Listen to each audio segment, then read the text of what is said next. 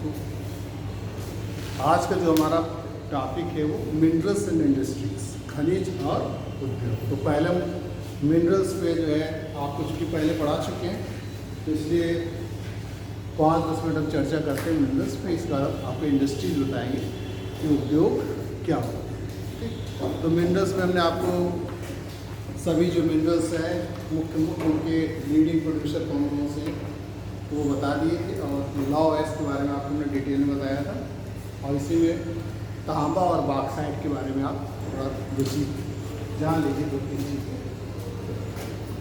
आप यानी तांबा,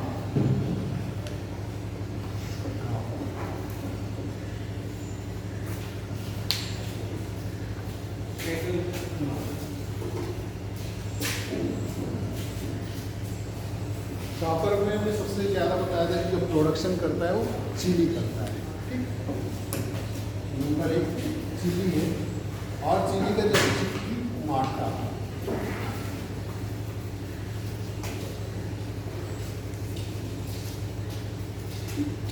ये सबसे प्रसिद्ध जो है क्षेत्र है जहाँ से सबसे ज़्यादा तांबे का उत्पादन किया जाता है। इस संसार की सबसे बृहत्तम खान भी है।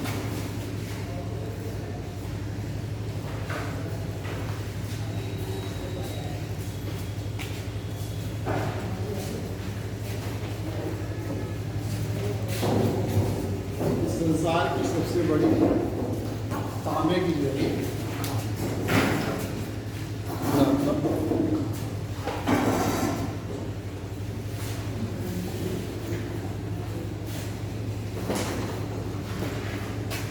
दूसरा में पेरू होता है। ये ज़्यादा इम्पोर्टेंट है, हमेशा पूछा जाता है।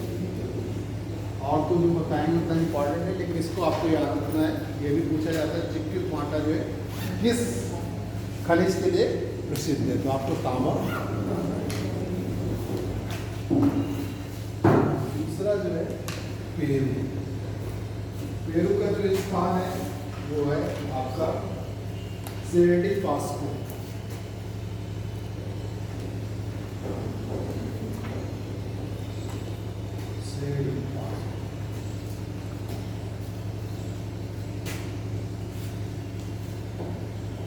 फिर चीन, चीन में यूनान और तानसान, यूनान और तानसान, ये चीन।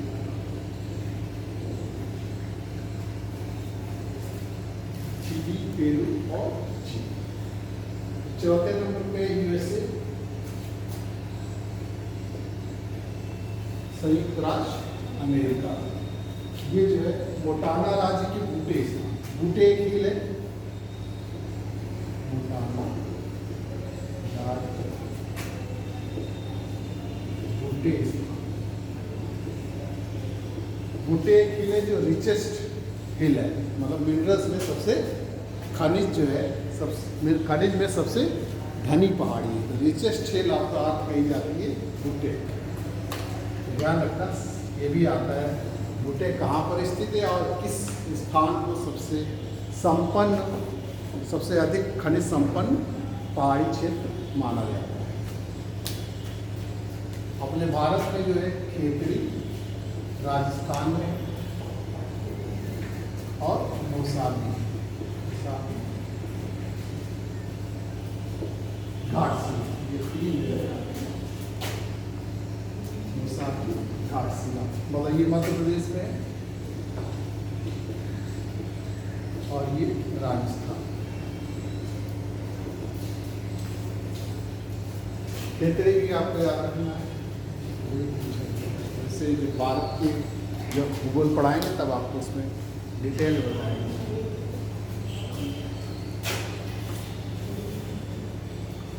नोट के लिए आपको इसको ज़्यादा याद रखना है, ये और इसका दूसरा है इसमें बॉक्साइट।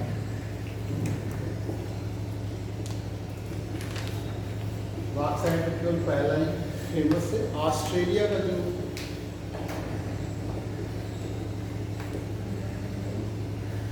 ऑस्ट्रेलिया में सबसे ज़्यादा उत्पादन होता है क्वींसलैंड के केप यार्ड में वाइट क्षेत्र जो है।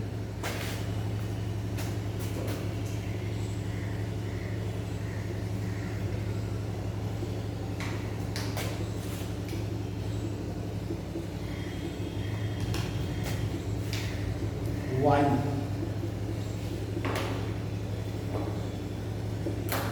ये आपके यहाँ ये पूछा जाता है कि व्हाइट क्षेत्र किस खनिज के लिए फेमस है।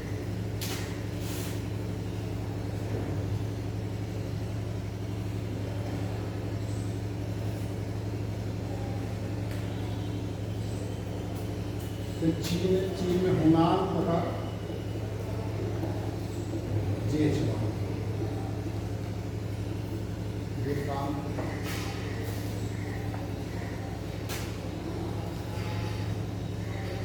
गिनी में संग्रेवी, ये उतने इम्पॉर्टेंट नहीं है, आपको ये केवल याद है। गिनी में संग्रेवी, भारत में आपको उड़ीसा में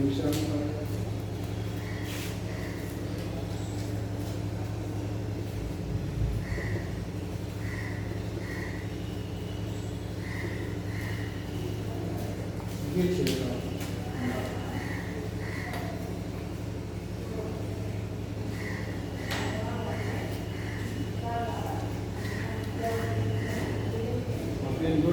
फिर हम आपको इंडस्ट्रीज पढ़ाते हैं, उद्योग पर।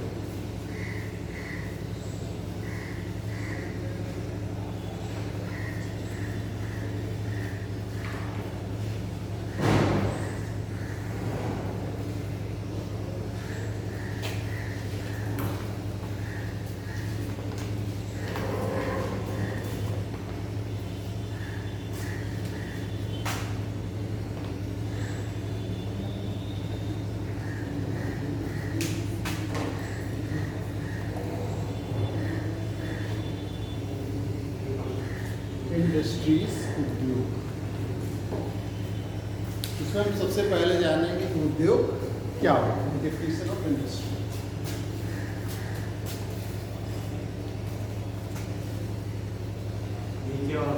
हाँ,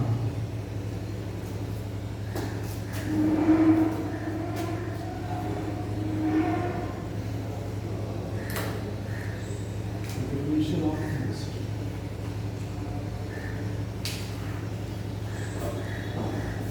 classification of industry,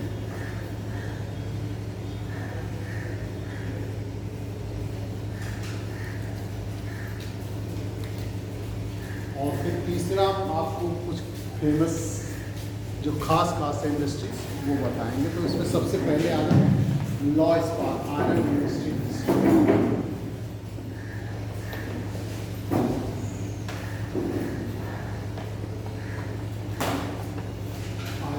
steel industry के बारे में बताएंगे, इसका production and distribution.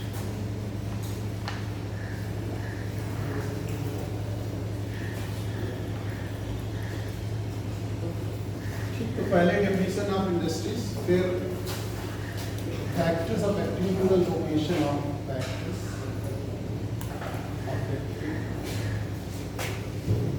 Location of industries,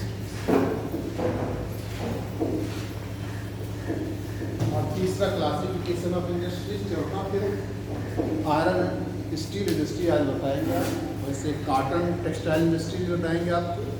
तो जो फेमस हैं एक दो इंडस्ट्रीज आपको बताएंगे, लेकिन आज जहाँ तक चर्चा कर पाएंगे ये लिखिए आप।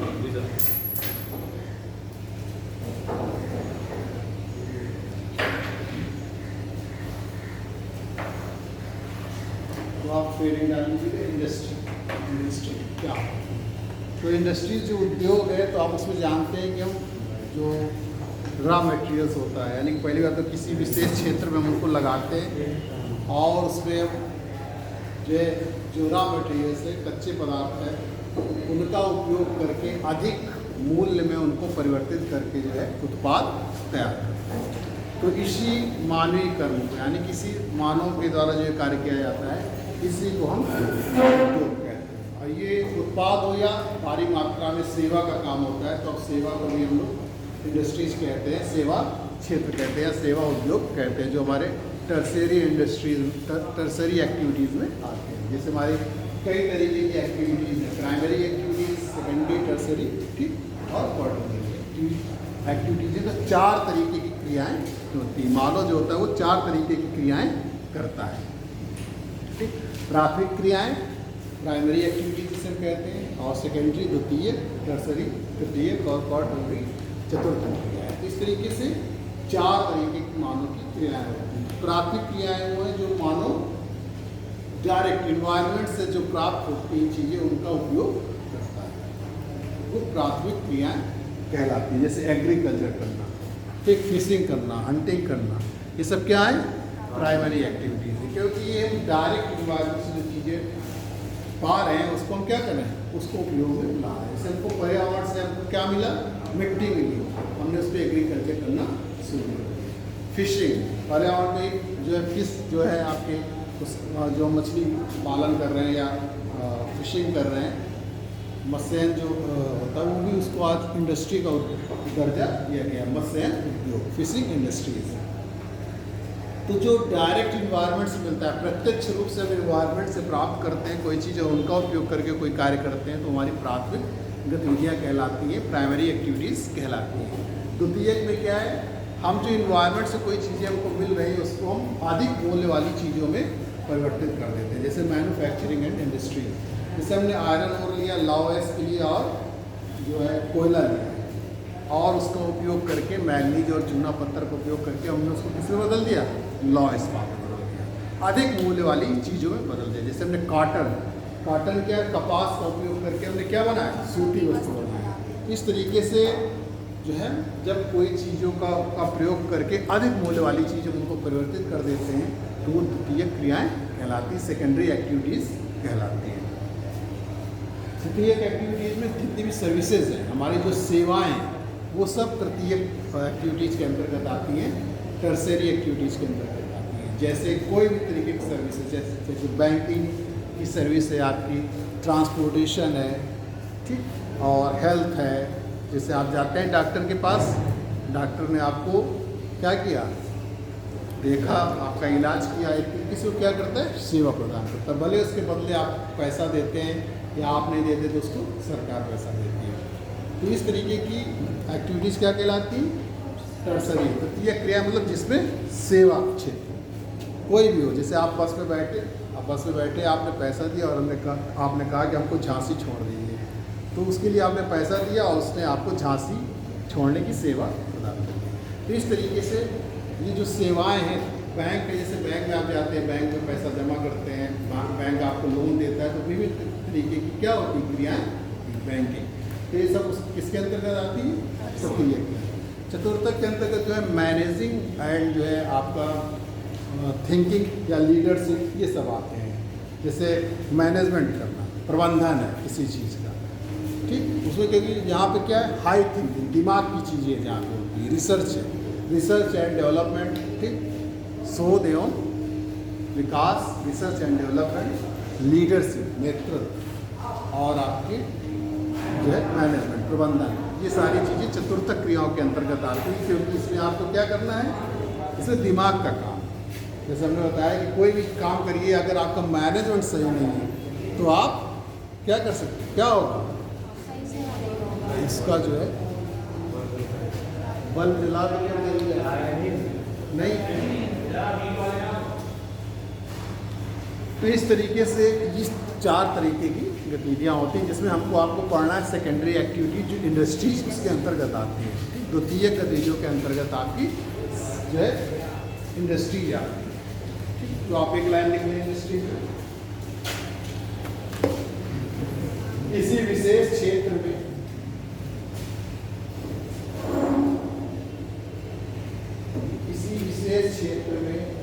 भारी मात्रा में, किसी विशेष क्षेत्र में भारी मात्रा में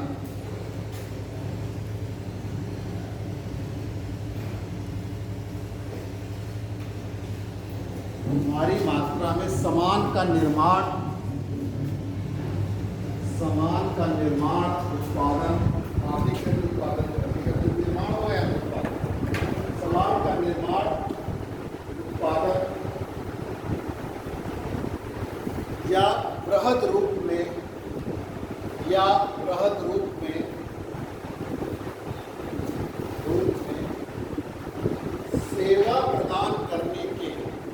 सेवा प्रदान करने के मानवीय कर्म को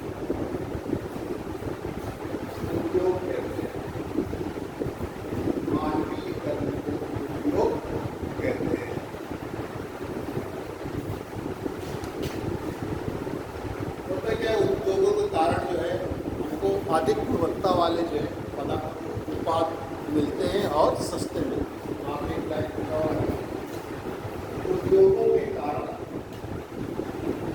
गुणवत्ता वाले उद्योगों के कारण गुणवत्ता वाले उत्पाद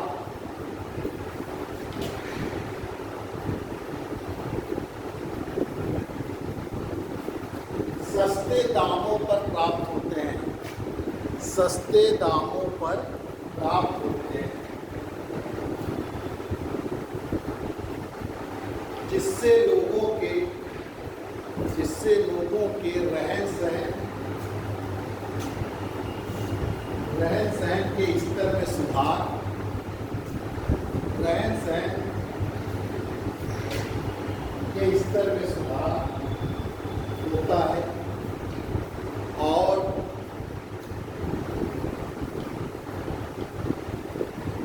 जीवन सुविधाजनक होता चला जाता है और जीवन सुविधाजनक होता चला जाता है।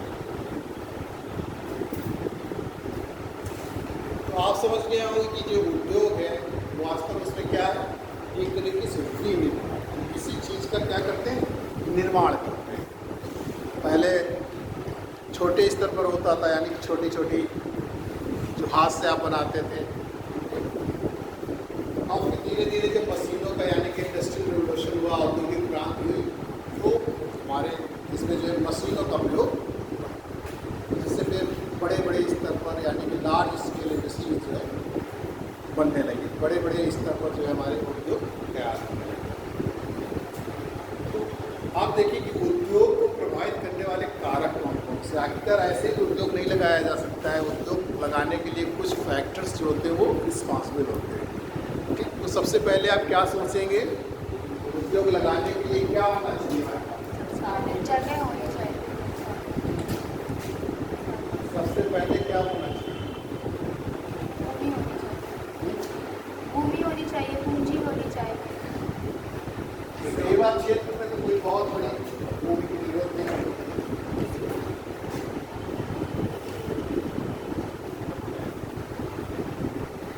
सबसे पहले क्या होना चाहिए? आप कोई दुकान खोलते हैं, छोटे स्तर पे आ जाइए, कोई दुकान खोलते हैं, क्या सोच के खोलते हैं?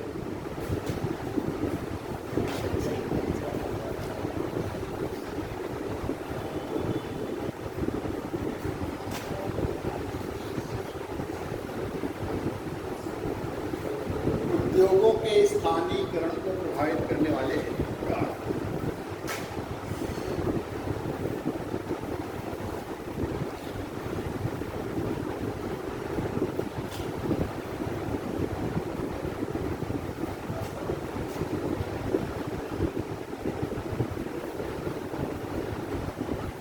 किन चीजों को आप देखेंगे? सबसे पहले क्या चीज देखेंगे आप? किसी उद्योग को लगाएंगे तो सबसे पहले क्या देखेंगे? कच्चा माल जहाँ पर पास में, मतलब ठीक, दो तीन चीज़ें आप पहले देखते हैं। पहले तो आप देखते हैं जो चीज़ आप लगाने जा रहे हैं उसके लिए मार्केट है, उसकी डिमांड है कि नहीं। आपने मान लो ऐसी चीज़ लगा ली जिसमें कोई लेने वाला ही नहीं है। ठीक, दूसरी बात, जो चीज़ आप लगाने जा रहे हैं डिमांड तो है, लेकिन उसके लिए रॉ मटेरियल्स आपको आसानी से उपलब्ध होगा कि नहीं, कच्चा माल आपको उपलब्ध होगा कि नहीं। तो ये चीज़ें हैं। जैसे क्या हो, कच्चे माल की, पहला क्या है, कच्चे माल की availability of raw materials.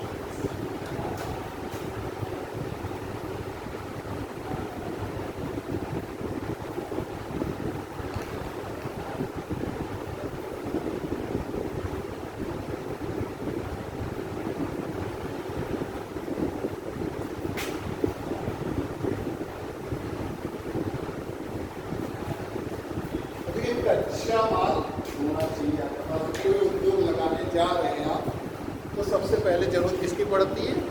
Raw materials. आखिरकार वो चीज़ हमारे पास, जो हमको चीज़ तैयार करनी है उसके लिए हमारे पास जो है रॉ मटेरियल्स हैं कि जैसे आपको लौ इस्पात उद्योग लगाना है तो क्या करते हैं आप देखते हैं कि आयरन और लौ एस कहाँ पर मिलेगा।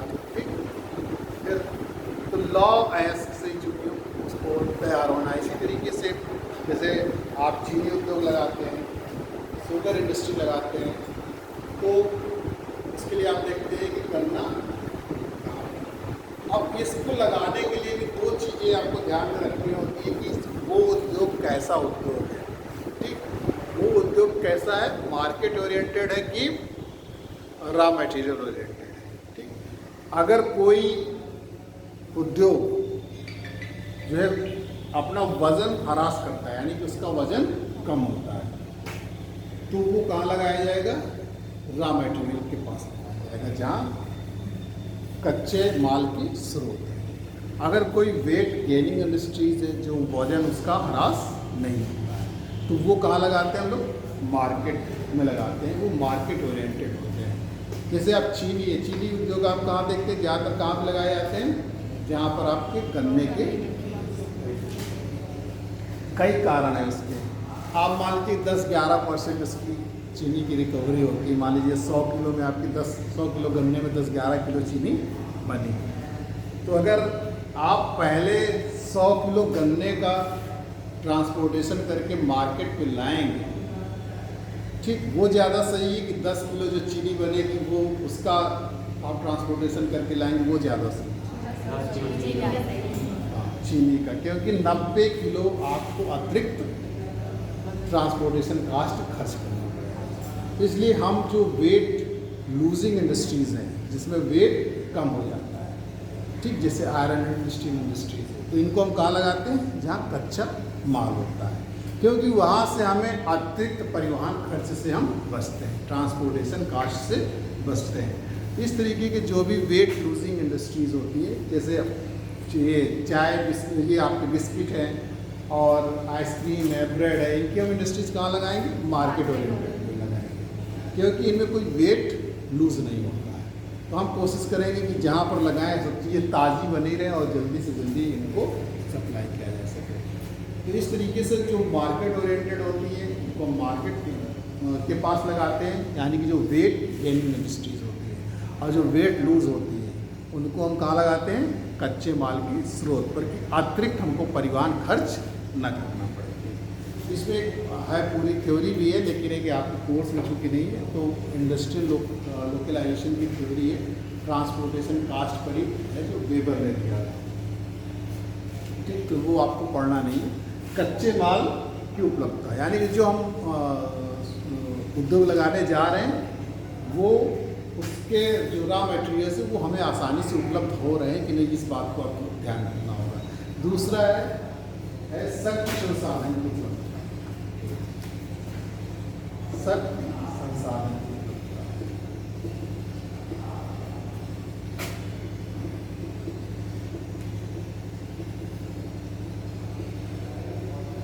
अवेलेबिलिटी ऑफ पावर रिसोर्सेज या एनर्जी, ऊर्जा संसाधन।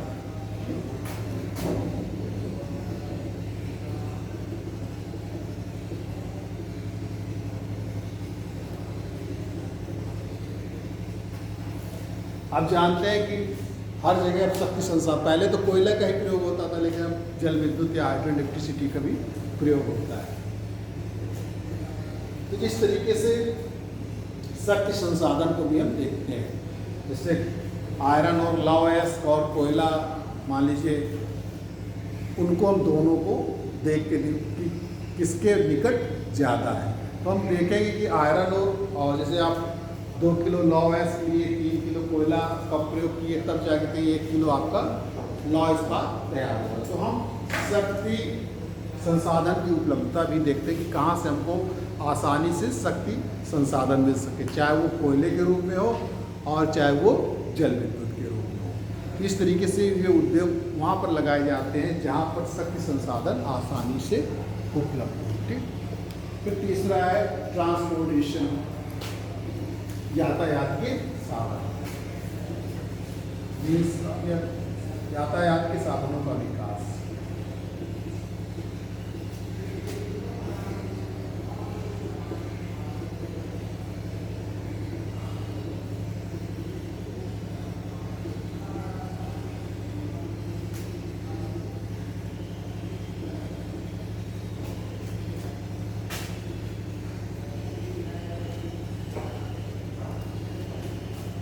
Development of transportation means of transport.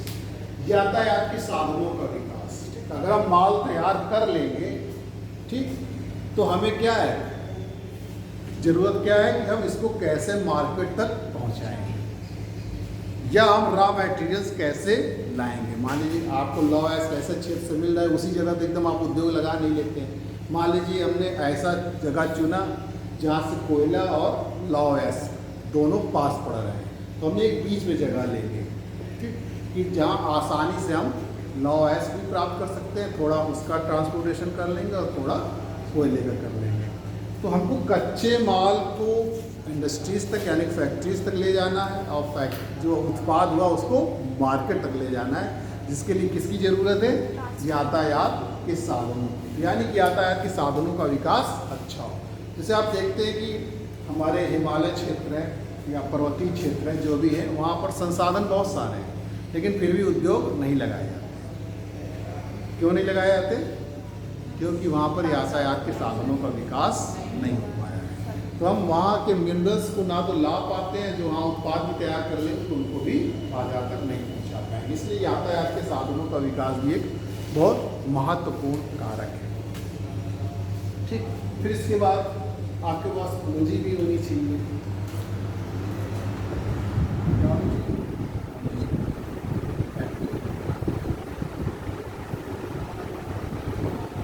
जो उद्योग आप लगाने जा रहे हैं उसके लिए आपके पास पैसा होना चाहिए, भी प्रोवाइड करता है।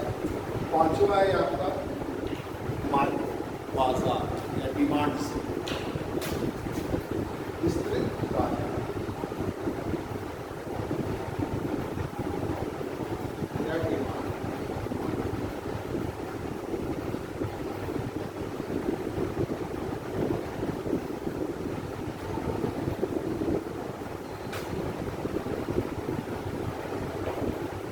आप खुद ही देखते होंगे कभी कभी दुकान को खोलते हैं लेकिन बंद हो जाती है, कुछ क्यों? क्योंकि चीज़ की डिमांड नहीं है, उसका मार्केट नहीं है।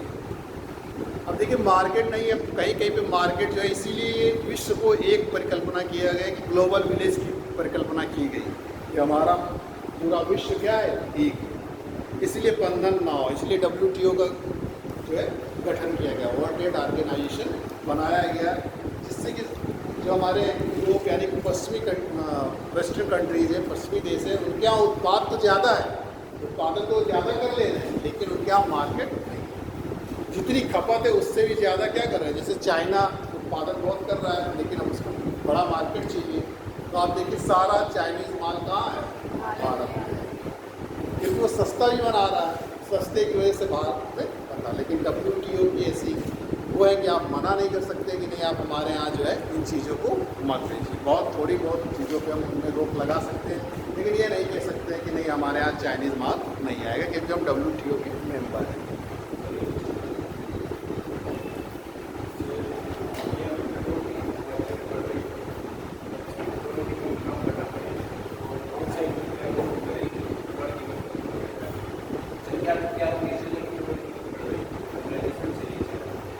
पेट्रोल की कीमत तो खुद ही बढ़ा दें, इससे मतलब पेट्रोल की कीमत उन्होंने प्राइवेटाइजेशन किया, प्राइवेट कंपनियाँ जो है कर रही है, तो अब जैसे ग्लोबल मार्केट में जो है पेट्रोल के दाम जब कम होते हैं तब कम, अब हम ज़्यादा नहीं बढ़ा सकते, इसलिए जो है अब आप देखिए कि पेट्रोल की कीमत जो है बहुत नहीं बढ़ रही, एक स्थिरता है।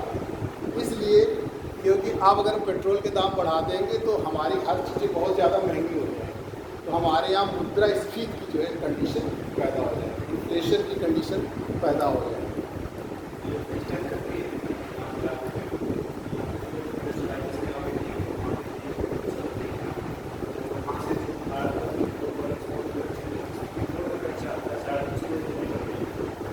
नहीं ऐसी बात नहीं है, इसलिए इन्होंने प्राइवेटाइजेशन किया, ज़्यादातर पेट्रोल क्या है, चाहे वो अधिक से अधिक लाभ कमाना चाह रहे हैं, उन्होंने बढ़ाया दाम, ठीक, दाम बढ़ाया, जब उन्होंने दाम बढ़ाया तो अब आप इसका असर देखिए, अब जो है स्थिर है, मतलब ये था कि कितने 7 सप्ताह में या 3 महीने में था कि पेट्रोल जो है तो हमने उसमें लोवेस्ट प्राइस पे है, लेकिन फिर भी अभी दाम उसमें के नहीं घट रहा है।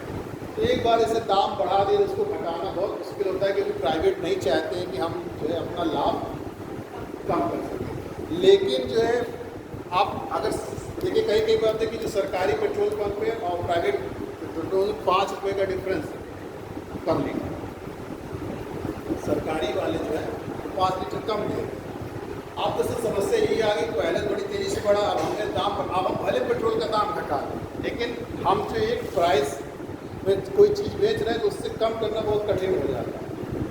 उससे कोई कम नहीं करेगा, क्योंकि हमारी सरकारी कंपनी है तो हम तो कम कर लेंगे आसानी से, लेकिन प्राइवेट कंपनियां नहीं चाहती कि हम दोबारा जो है फिर से जाएंगे, फिर से प्राइस कम हो जाएगा, फिर उनको दिक्कत होने लगती है। तो आप जब क्या कहते हैं दाम बहुत ज़्यादा हो जाते हैं तो क्या हो जाता है कि जब दाम बहुत ज़्यादा है, हाँ, तो आप मुद्रास्फीति बढ़ने लगती है। इसलिए जो है महंगाई को कम करने के लिए, नहीं तो अभी पेट्रोल के दाम बढ़ते जाते हैं। कोरोना काल के बाद ये बहुत तेज़ी से, देखिए कोरोना काल में जो घाटा हुआ उन्होंने सोचा कि हम इस सबको पूरा कर लें। कंपनियों ने सब ने दाम, देखिए कोई चीज़ ऐसी नहीं जो 20 से 25% ना बढ़ गई। कोई भी मार्केट में चीज़ आप लेने जाइए, सबके दाम आपको 20 से 25, जो 100 रुपये की चीज़ मिल रही थी वो 120-25 में इस समय मिल रही है। उसका कारण वही था कि पेट्रोल के दाम बढ़ते गए, तो आपके एनर्जी रिसोर्सेज तो बहुत सारी चीज़ें, क्योंकि उसी से हमारी कंपनियां चल रही, उसी से हमारा ट्रांसपोर्टेशन हो रहा है, तो उत्पाद जो दाम बढ़ना तो स्वाभाविक था।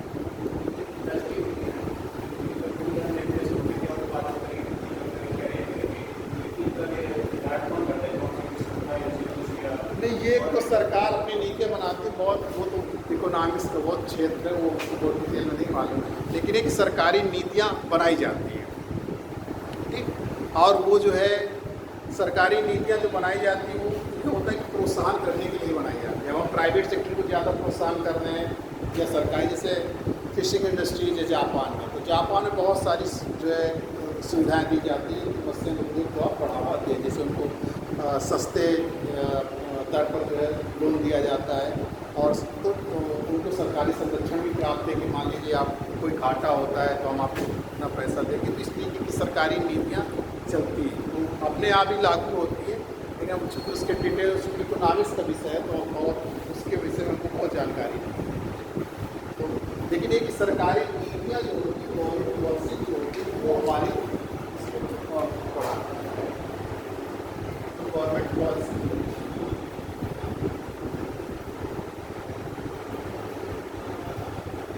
वो भी हमारे। अब सरकार किसको प्रोत्साहन दे रही है? सरकार अगर प्रोत्साहन देती है कि आप ये उद्योग लगाइए, हम इस पर आपको, जो इससे आपको ऋण दिए जाते हैं छोटे छोटे, देखिए आप फूड प्रोसेसिंग इंडस्ट्री लगाते हैं गाँव में वगैरह में, तो इतने तक का हम आपको लोन देंगे, कम ब्याज पर देंगे। इस तरीके से गवर्नमेंट के द्वारा जो है, सरकार के द्वारा जो नीतियाँ बनाई जाती है, वो भी हमारी इंडस्ट्रीज के जो स्थानीयकरण, इस तरीके की चीज़ें जो है, ये मतलब फैक्टर्स जो है ये प्रोवाइड करते हैं। कभी क्वेश्चन आता है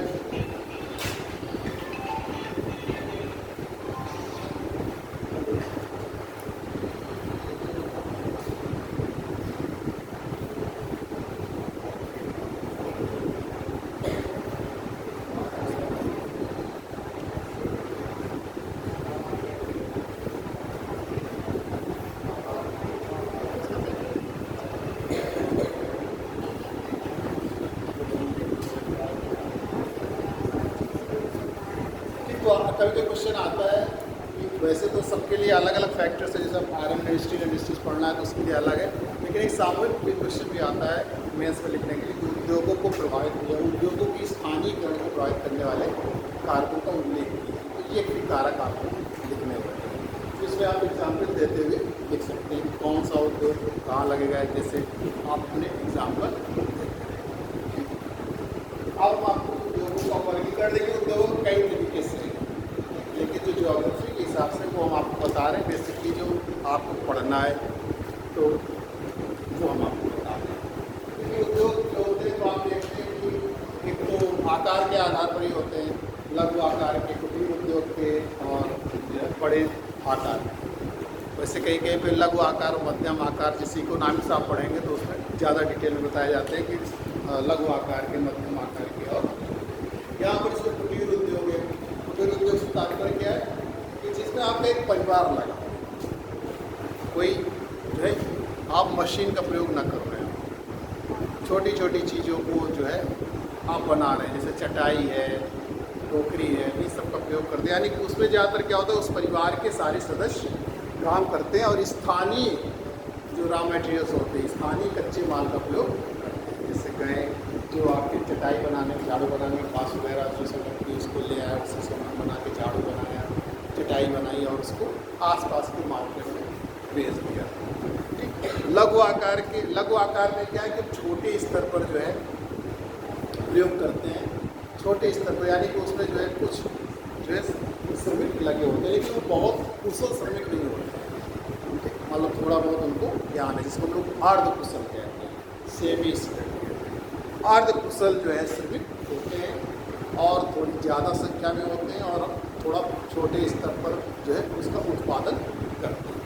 इस तरीके के उद्योग को हम लोग जो है लघु आकार के उद्योग कहते हैं। और जो बृहद आकार के होते हैं वो आप जान ही रहे हो, वो उसमें यांत्रिकरण यानी कि मैकेनाइजेशन बहुत होता है, मशीनों का प्रयोग बहुत होता है और उसमें कुशल श्रमिक होते हैं जो वेल क्वालिफाइड होते हैं, जैसे इंजीनियर्स हैं जो डिप्लोमा करके आते हैं, वो सब उसमें रखे जाते हैं। जैसे लौ इस्पात होते हो गए, छोटी वस्तु के हो गए, सब में क्या है स्किल्ड पर्सन रखे जाते हैं और बड़ी मात्रा में पूंजी का प्रयोग होता है और बड़ी मात्रा में मशीनों का भी प्रयोग होता है। इस तरीके के जो होते हैं वो आपके बृहद आकार के उद्योग कहलाते हैं। इस तरीके से तीन जो है आकार के आधार पर, और फिर आपके रॉ मटेरियल्स जो हम कच्चा माल उपयोग करते हैं उसके आधार पर भी कई प्रकार के होते हैं। जैसे आपके वन आधारित उद्योग हो गए, यानी कि जो वनों से चीज़ें हम प्राप्त करते हैं, जैसे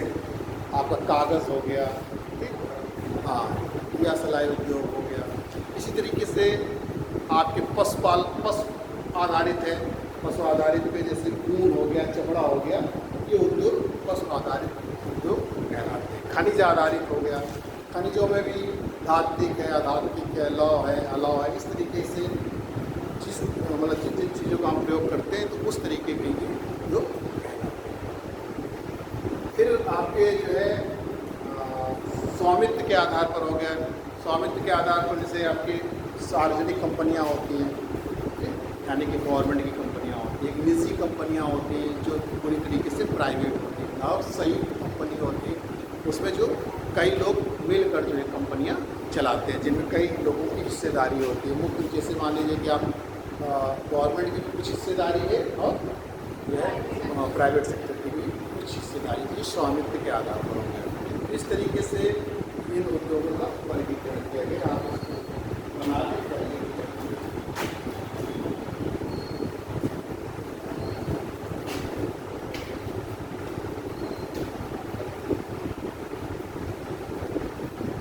कभी कभी एग्जाम्पल पूछा जाता है, इसी तरीके से कौन वन आधारित उद्योग है, कौन खनिज आधारित उद्योग है। जैसे रासायन पे आपके पोटास हो गया, नमक हो गया, उद्योगों का वर्गीकरण।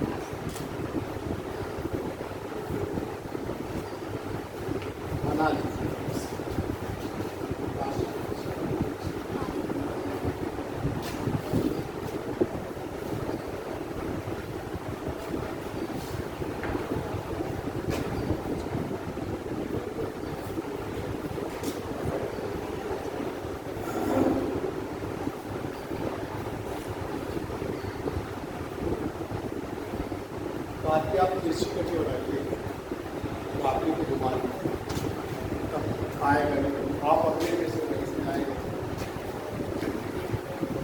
तो पहले देखिए आकार क्या था, on the basis of science.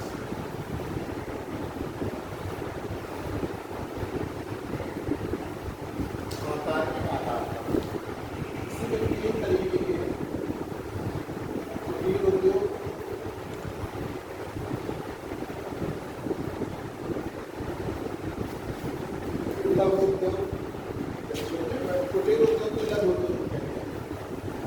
छोटे पैमाने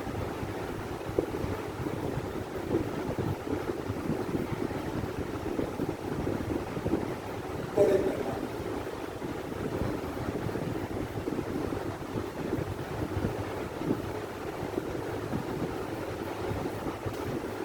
कुटीर उद्योग की लघु उद्योग क्या है?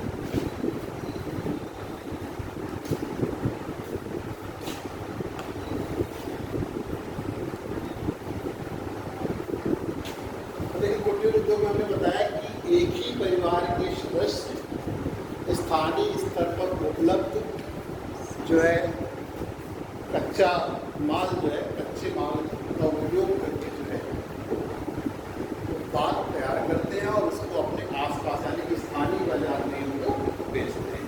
जैसे झाड़ हो गया, चटाई हो गया, चटाई जैसे बनानी, झाड़ू बनानी, टोकरी बनानी, ये सब उद्योग। कभी आप देखते होंगे कई बंजारे टाइप रहते हैं, वो एक जगह इकट्ठा हो जाते हैं और नृत्य और हंसिया वगैरह बनाते रहते हैं, वही अपने परिवार के सदस्य उसमें। छोटे पैमाने के उद्योग जो होते हैं छोटे स्तर पर होते हैं, इसमें जो है अर्ध कुशल श्रमिक होते हैं, अर्ध कुशल श्रमिक।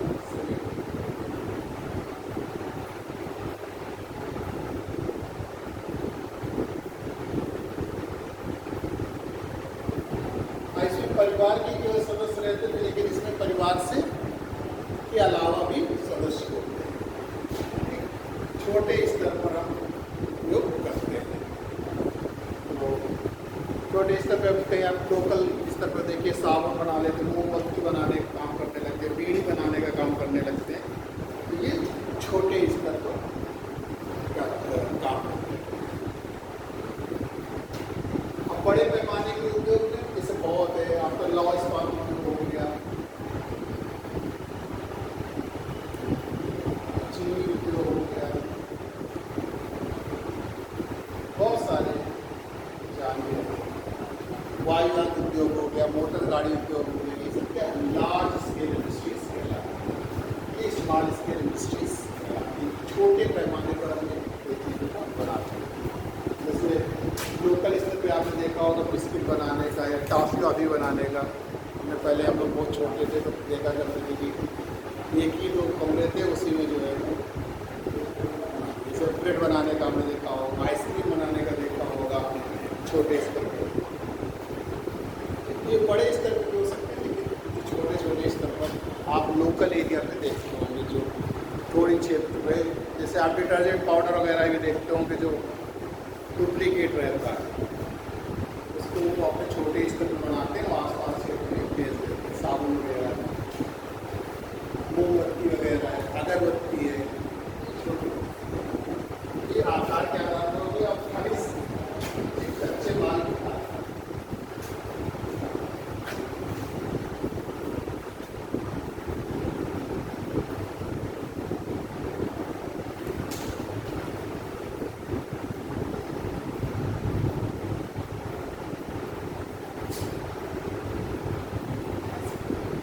कच्चे माल के आधार पर on the basis of raw material, जो रॉ मटेरियल्स आप उपयोग कर रहे हैं उसके आधार पर।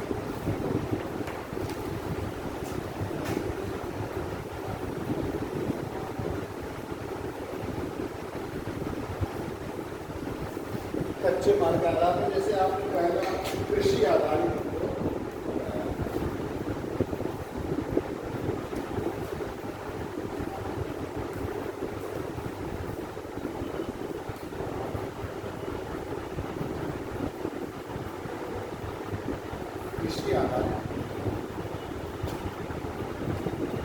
कृषि आधारित उद्योग क्या क्या हो सकता है? ठीक, जैसे हमारा चीनी उद्योग, रबर उद्योग, चाय उद्योग, इस तरीके के आप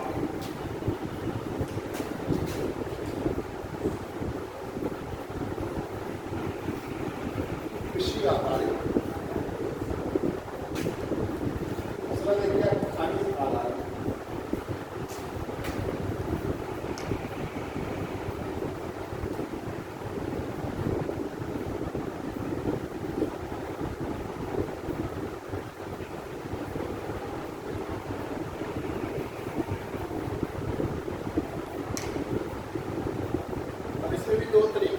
तात्विक और अतात्विक।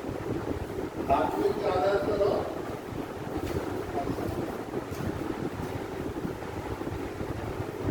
तात्विक और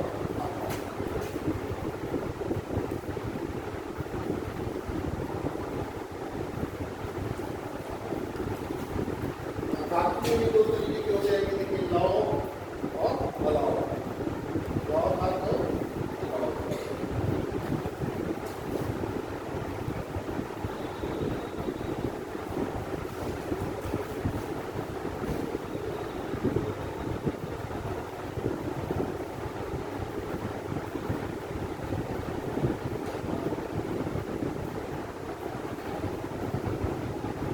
लॉ में तो आपका लॉ इज नॉट ट्रू हो गया।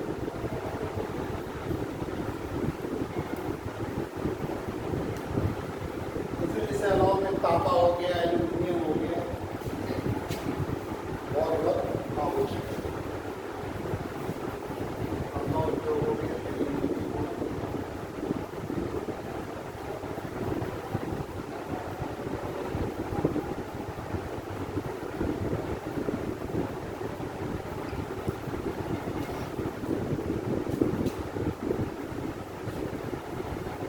धातु में जैसे सीमेंट हो गया, चीनी मिट्टी की बर्तन हो गया।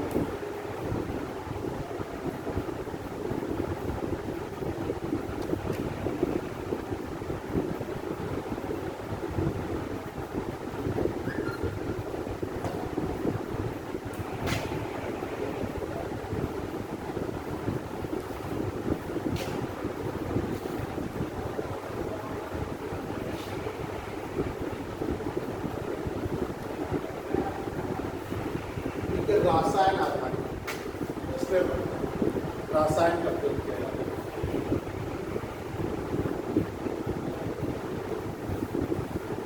अब इस तरह से पेट्रोल रसायन हो गया, रासायनिक उर्वरक हो गया,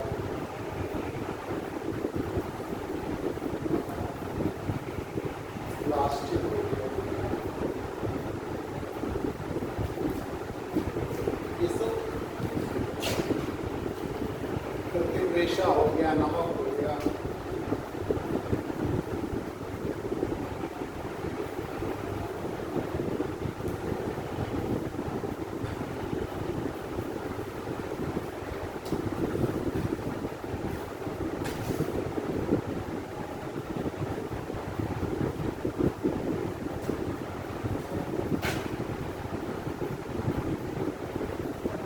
कृषि खनिज रसायन का आधार उद्योग।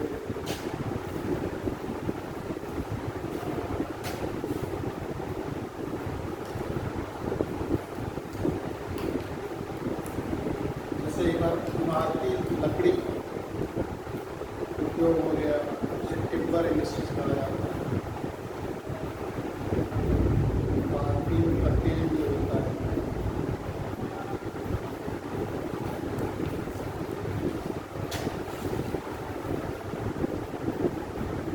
लाख हो गया, इस तरह रेशम अपना कागज हो गया।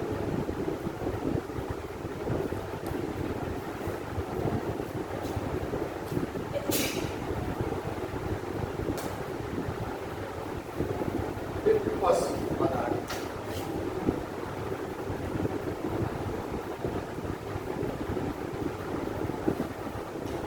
चमड़ा हो गया, चमड़ा उद्योग, ऊन उद्योग।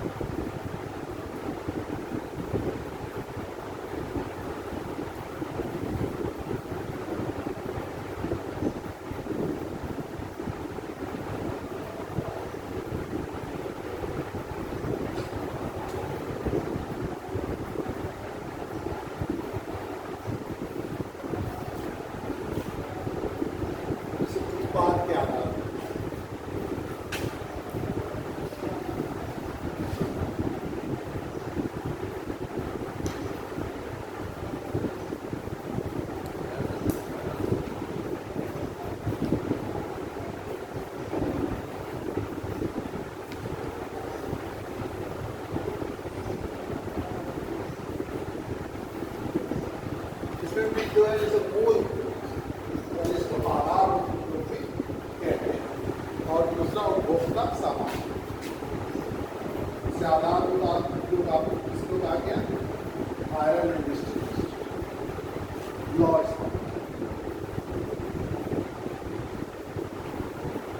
उपभोक्ता सामान को प्रायोरिटी दी जाती है, जो आप जाने हैं, जैसे आपका बिस्कुट हो गया, ब्रेड हो गया, सारी उपभोक्ताओं की बिस्कुट है, ब्रेड है, आपकी वस्त्र हो गए, वस्त्र से लेकर वाहन से लेकर जो उपभोक्ता के लिए बनाया है।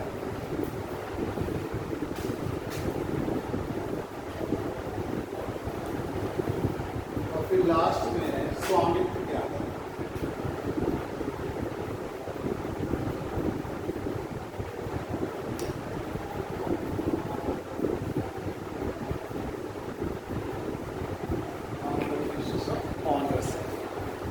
एक सार्वजनिक इंडस्ट्री जो होती है, सार्वजनिक उद्योग।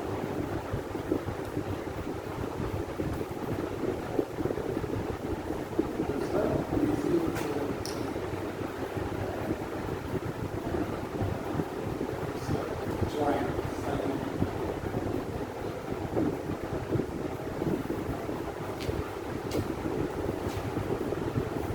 एक राष्ट्रीय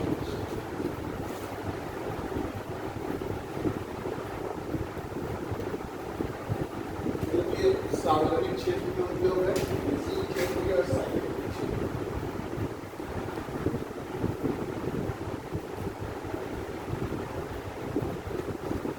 अब तो ज़्यादातर धीरे धीरे आप देख ही रहे हैं, ज़्यादा सब प्राइवेट सेक्टर में ही चीज़ें जा रही हैं।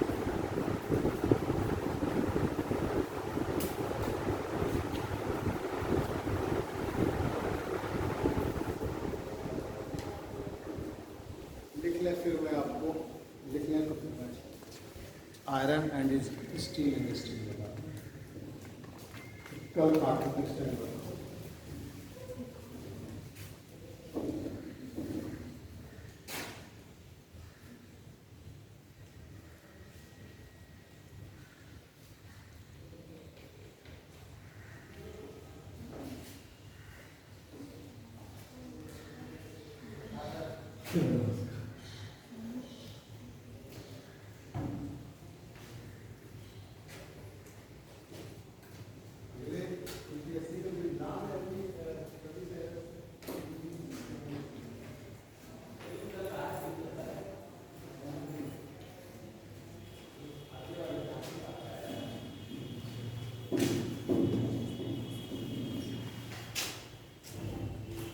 बना लिया।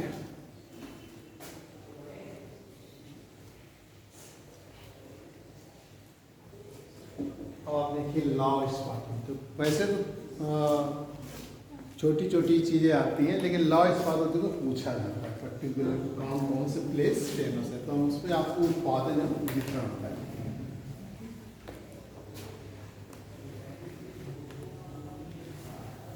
तो वर्ड का मैप बना लिया फिर। हाँ ठीक है, अब इसको तो जब पूरा लिख लीजिए तो फिर बना सकता हूँ। जो एग्रीकल्चर होते हैं उद्योग की श्रेणी में नहीं आता है। नहीं, एग्रीकल्चर जो होता है वो उद्योग की एक्टिविटीज में आता है। एग्रीकल्चर आधारित उद्योग हैं, कृषि आधारित उद्योग, जो कृषि के जैसे आपको हमने चाय के दुकान हुए और हाँ, इनको उद्योग की श्रेणी आती है। हाँ। तो पूरे सुबह आते हैं ना। नहीं, इनमें जैसे इनको सबको इंडस्ट्री श्रेणी में रखा गया है, चाय उद्योग हो गया, ठीक। जैसे यहाँ पे अपने गेहूँ हो गया, अनाज हो गया, ज्वार बाजरा, ये सब चीज़ें आती हैं। नहीं, ये तो प्रोडक्शन में आता है। प्रोडक्शन में। हाँ, जब इनसे कोई चीज़ बनाएंगे तो फिर हम चाय वाले में हम चाय उगा लेते हैं, फिर उसके उसके बाद उसका प्रोसेसिंग करते हैं। जैसे फूड प्रोसेसिंग है, गेहूँ वगैरह जैसे चावल वगैरह का है ना, करते हैं। प्रोसेसिंग इंडस्ट्रीज है, फूड प्रोसेसिंग इंडस्ट्रीज, तो वो है जब उस मतलब उससे हम कोई दूसरी चीज़ बना लें तो वो उद्योग के अंदर है।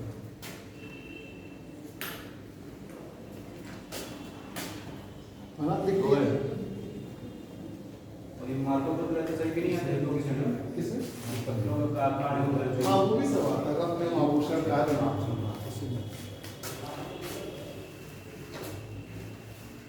संयुक्त उद्योग में कौन आता है? संयुक्त उद्योग में जो कई मतलब लोग मिल के साथ, जैसे दो कंपनियां ज्वाइंट हैं, उनका स्वामित्व है, या निजी और उसका प्राइवेट और सरकारी का है, तो वो संयुक्त कहलाते हैं। मुख्य रूप से आप समझिए संयुक्त क्षेत्र दिया गया है कि जो सरकारी का भी हिस्सा हो, गवर्नमेंट का भी हो, उसका भी हिस्सा हो।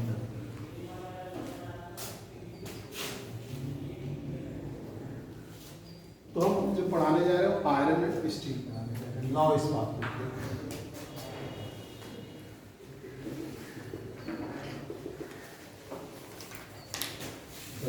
टॉपिक देते हो हमारे पढ़ाने के हिसाब से कम पढ़ा जाता है, इसलिए कि देते जीएस के हिसाब से, वैसे मैं पढ़ा आपको जीएस के हिसाब से, लेकिन ये रहता है कि कोई चीज़ छूटे नहीं।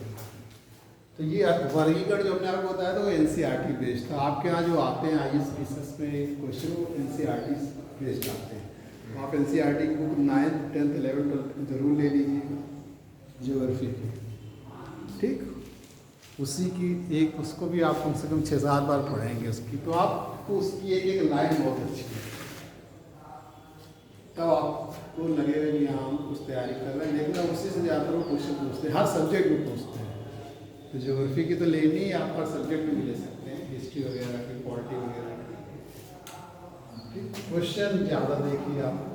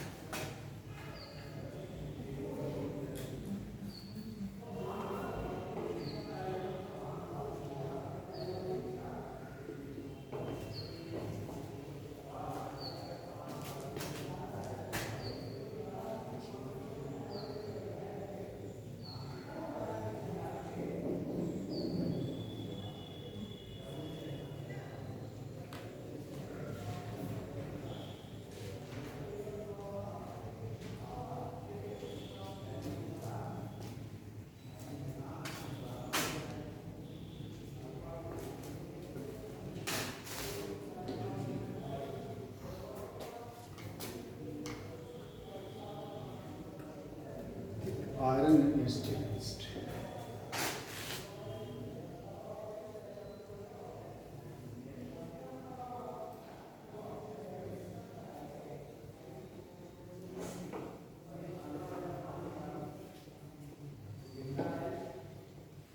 Law of smart. इसके लिए भी जो इसके लोकलाइजेशन के लिए कौन कौन से इसके फैक्टर्स रिस्पॉन्सिबल हैं स्थानीयकरण के लिए। तो वो तो आप जानते हैं कि पहले सबसे इसको रॉ मटेरियल्स होना चाहिए, यानी कि जहाँ पे लॉ एस और जो लॉ एस के मुख्य रूप से उसकी प्राप्ति हो। फिर संसाधन के रूप में जहाँ तक कोयले का उपयोग होता है तो कोयले का जहाँ पे आसानी से उपलब्धता हो। दूसरी तरीके से डेवलपमेंट ऑफ ट्रांसपोर्टेशन, परिवहन का जो है परिवहन के साधनों का विकास हो, पूंजी हो,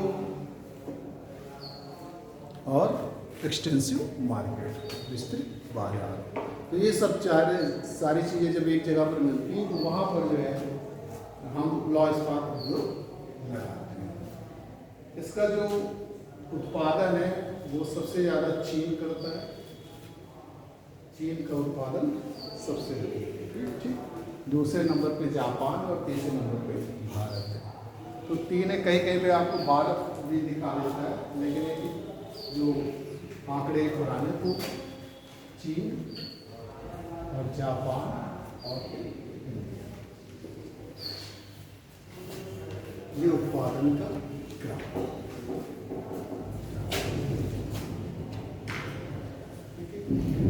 लौह इस्पात उद्योग क्या है? सभी उद्योगों का आधार है, क्योंकि जानते हैं आप लौह इस्पात बनेगा तभी सारी मशीनें वगैरह बनती हैं, इसलिए इसको क्या कहते हैं?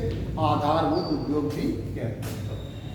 आता है क्वेश्चन, किस उद्योग को आधारभूत उद्योग कहते हैं?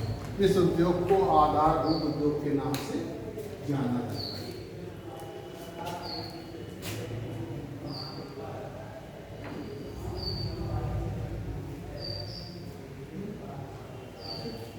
इसको हम लोग हैवी इंडस्ट्रीज भी कहते हैं, भारी उद्योग भी कहते हैं, क्योंकि जो इसका उत्पाद होता है उसको भारी मात्रा में, यानी कि इसका प्रयोग बहुत अधिक मात्रा में, भारी भरकम मात्रा में इसका उपयोग किया जाता है, इसीलिए इसको हम लोग भारी उद्योग भी कहते हैं।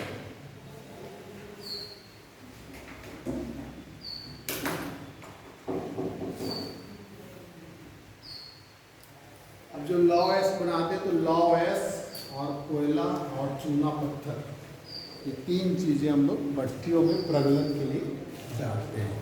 फिर उससे जो प्राप्त हुआ कच्चा लोहा उसमें मिलाकर जो है मैग्नीज जो है इसको लौह इस्पात के रूप में तैयार। अब इसका वितरण देखिए, इसका वितरण अब आपको कॉन्टिनेंट वाइज चल रहे हैं। संयुक्त राज्य अमेरिका में दिखाते हैं, यूएसए में। स्थान के नाम तो आप वैसे भी लिख लीजिएगा, आता है एग्जाम में पूछा जाता है। वितरण यूएसए में देखिए, एक तो जो सुपीरियर लेक है वहाँ पर इसका वितरण पाया जाता है। फिर एक जो इसका जो है उत्तरी आपलेशन क्षेत्र वहाँ पर पाया जाता है, अटलांटिक क्षेत्र में पाया जाता है, और दक्षिणी क्षेत्र अलाबामा में पाया जाता है। तो आप देखिए क्रम से आप लिख भी लीजिएगा, इसको पूछा जाता है यहाँ। इस 49 अंश नॉर्थ और कनाडा है, नीचे संयुक्त राज्य अमेरिका है।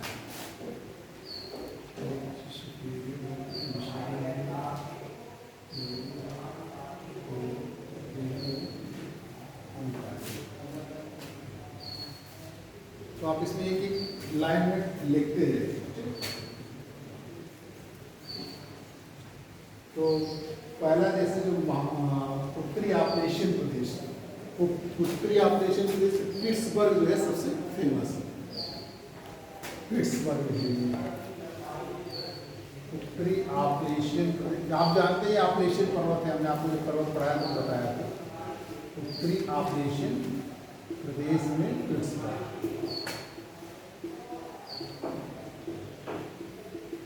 पिट्सबर्ग जो यहाँ पर है, पिट्सबर्ग।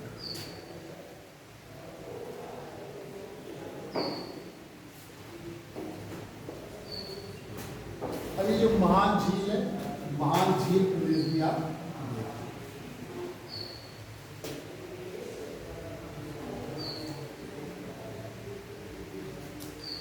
महान झील प्रदेश में जैसे सुपीरियर है, सुपीरियर में आपका डूब हो गया, ठीक। और इसके बाद बाद मिशिगन झील में है जैसे गैरी, शिकागो और गैरी हो गया।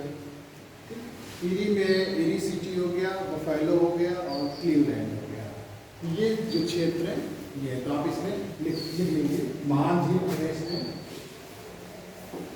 इरी, डुलुथ, महान झील प्रदेश में डुलुथ, ये देखिए डुलुथ, डुलुथ, ठीक, महान झील प्रदेश में डुलुथ, देखा। तो शिकागो और गैरी, ये शिकागो है, ये गैरी, शिकागो और ये Gary, Chicago Gary, Chicago Gary, buffalo, eri और बफेलो, इरी और क्लीवलैंड।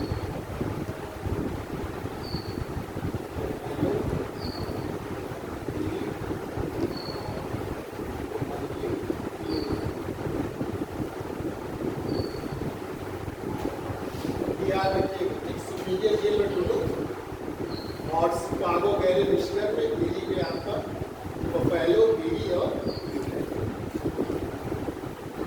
ये क्षेत्र जो है फेमस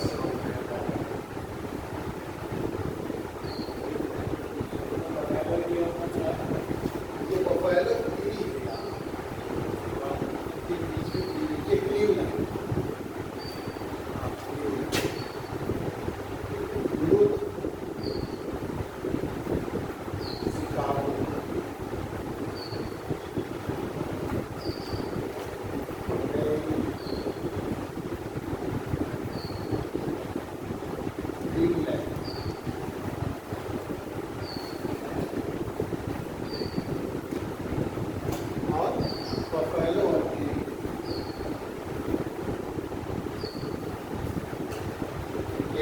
महान झील प्रदेश में, ये सब किसमें, महान झील, ग्रेट लेक्स है।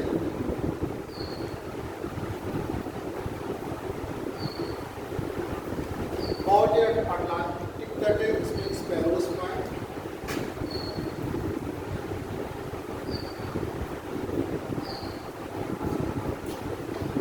स्पैरोस पॉइंट और मोरिस विले,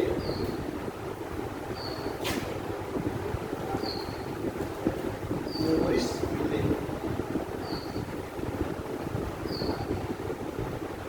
स्पैरोस पॉइंट,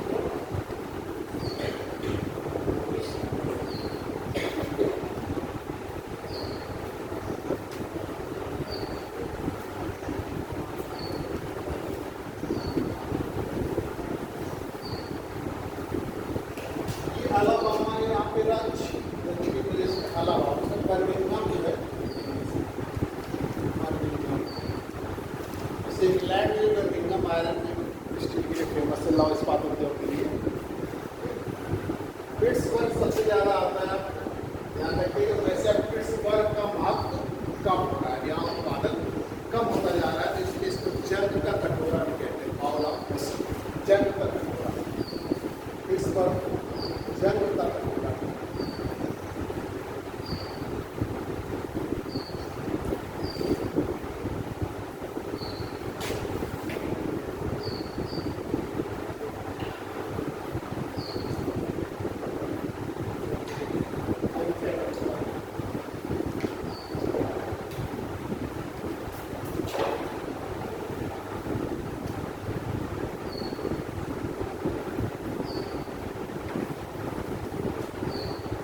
संघाई चीन में लिख लीजिए आप, संघाई, मंचूरिया,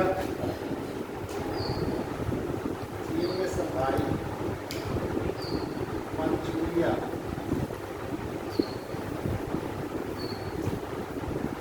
यांसान, हाँ, चार फेमस है, यांसान और हाँ।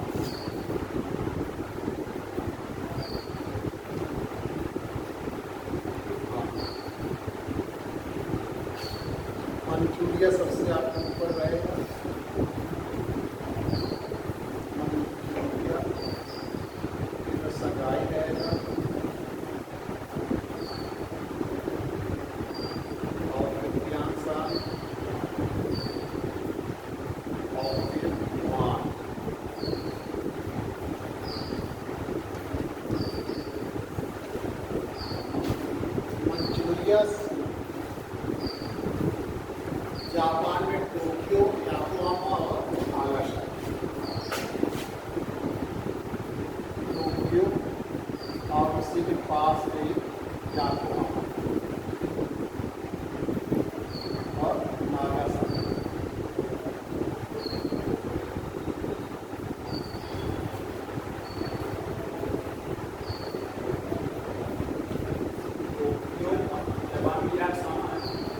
नागासाकी और या टोक्यो, योकोहामा, नागासाकी। ध्यान रखिए।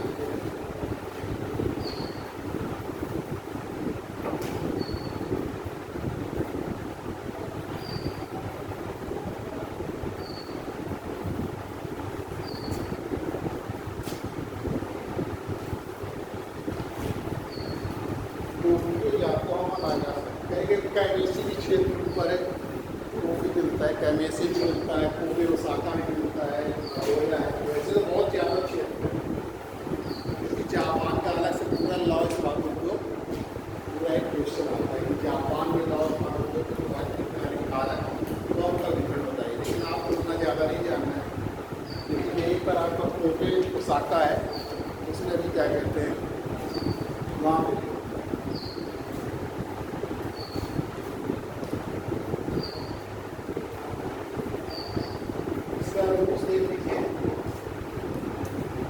रूस में मॉस्को, सेंट पीटर्सबर्ग और तुला, तीन फेमस आप सेंट पीटर्सबर्ग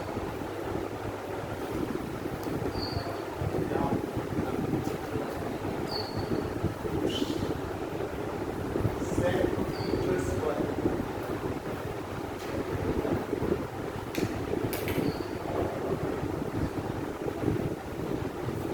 मॉस्को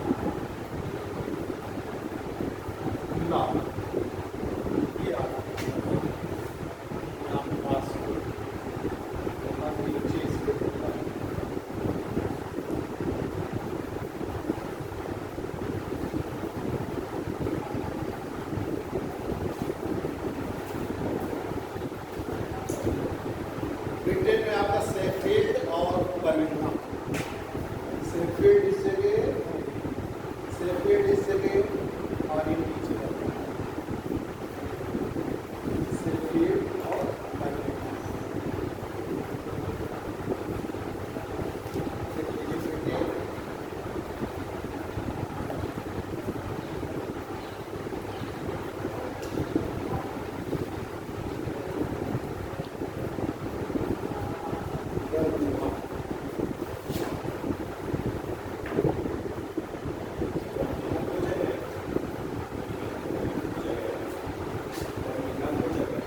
हाँ, दरअसल यहीं से जाके सब लोग बसे जाके वहाँ पे, तो कई नाम जो है यहाँ पे वहाँ पे भी है। यूरोप के कई नाम आपको मिलेंगे, ये भी बहुत सारे नाम। ये बर्मिंघम ग्रेट ब्रिटेन का है। वास्तव में सबसे पहले तो यही सब बना ये संयुक्त राज्य अमेरिका सब पहुँचे, सब वहाँ पर जो है सब शुरू किए। मैनचेस्टर में वगैरह मिलेगा, जो सिटी वो सब फेमस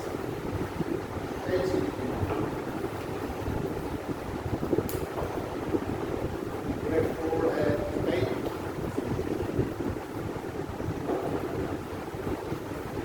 भारत में लिख लीजिए आप जमशेदपुर,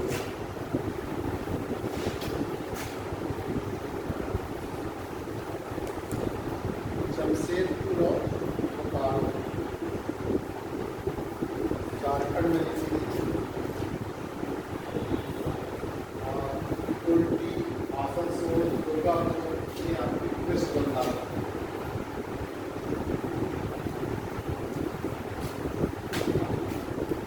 कुल्टी हो गया, कानपुर और दुर्गापुर, ये सब वेस्ट बंगाल में।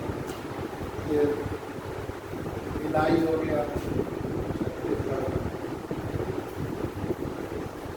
सलेम हो गया तमिलनाडु,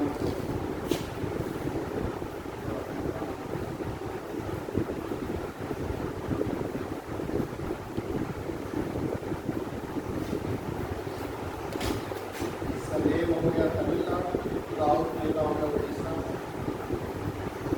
इस तरीके से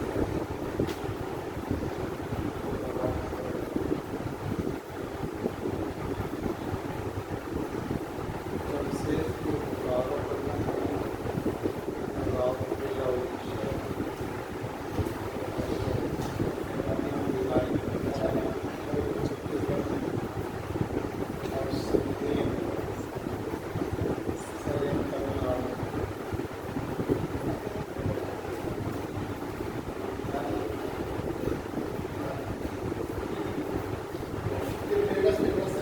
वैसे आप जानना चाहेंगे ट्रेन में टीवाई रोड और प्रोनेस्टर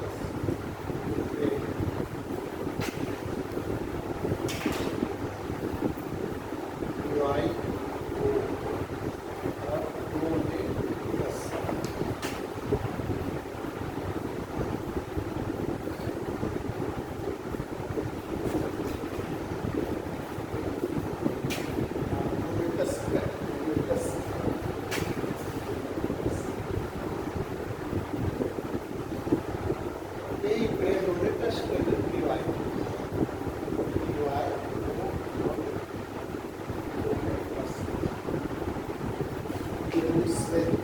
सटा हुआ है इसलिए उससे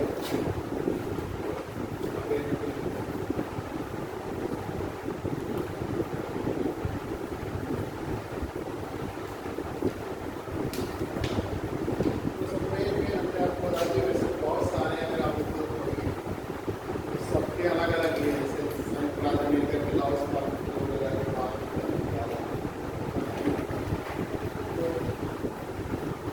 उनको आप याद रखिए।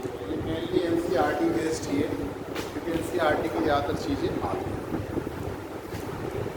ठीक है, कुछ पूछना हो तो आप पूछिए, नहीं तो कल फिर हम आपको कॉटन इंडस्ट्री पढ़ाएंगे। कॉटन इंडस्ट्री पढ़ाएंगे और आपको कौन कौन से फेमस है प्लेस इस उद्योग के लिए वो बता देंगे। ये सारे उद्योग तो पढ़ाना संभव नहीं है। जैसे मोटर गाड़ी के लिए कौन कौन से उद्योग, जैसे डिट्रॉयट आपका फेमस है और जापान में नगोया फेमस है, भारत में सीतापुर फेमस है। तो ये कौन कौन से इस उद्योग के लिए प्लेसेस फेमस हैं, ये चीज़ें हम आपको लिखवा दें। वही एग्ज़ाम में आते हैं। जैसे नगोया जापान का डिट्रॉयट कहलाता है, संघाई मानचेस्टर कहलाता है चीन। तो मानचेस्टर से कपड़ा उद्योग के लिए फेमस है, सूती वस्त्र उद्योग के लिए। तो सूती वस्त्र उद्योग तो खैर आपको डिटेल में बता देंगे, लेकिन और सब चीज़ें हैं कि कौन सा जो है किसके लिए फेमस है, वो चीज़ें हम कल आपको बताएंगे। तो अगले टॉपिक में हम आपको ट्रांसपोर्टेशन पढ़ा पाएंगे। वैसे ट्रांसपोर्टेशन में मिला है लेकिन एक साथ सब नहीं हो पाएगा। जब अगला मौका मिलेगा तब हम आपको ट्रांसपोर्टेशन पढ़ाएंगे। कल हम आपको उद्योग बताएंगे। तो सूती वस्त्र उद्योग तो हम आपको डिटेल में बताएंगे। बाकी और चीज़ें कौन से किसके लिए फेमस है, जैसे रासायनिक उर्वरक किसके लिए फेमस है, कौन सा प्लेस, वायुयान उद्योग के लिए कौन कौन सा प्लेस फेमस है, इस तरीके से आपको बताएंगे। मोटर गाड़ी के लिए कौन कौन से फेमस है, कौन कौन से प्लेसेस बताएंगे, क्योंकि ये सब पूछा जाता है। जैसे जापान का मानचेस्टर से कहा जाता है, क्योंकि वहाँ ओसाका में बहुत ज़्यादा हो सकती है, जापान का मानचेस्टर कहा जाता है।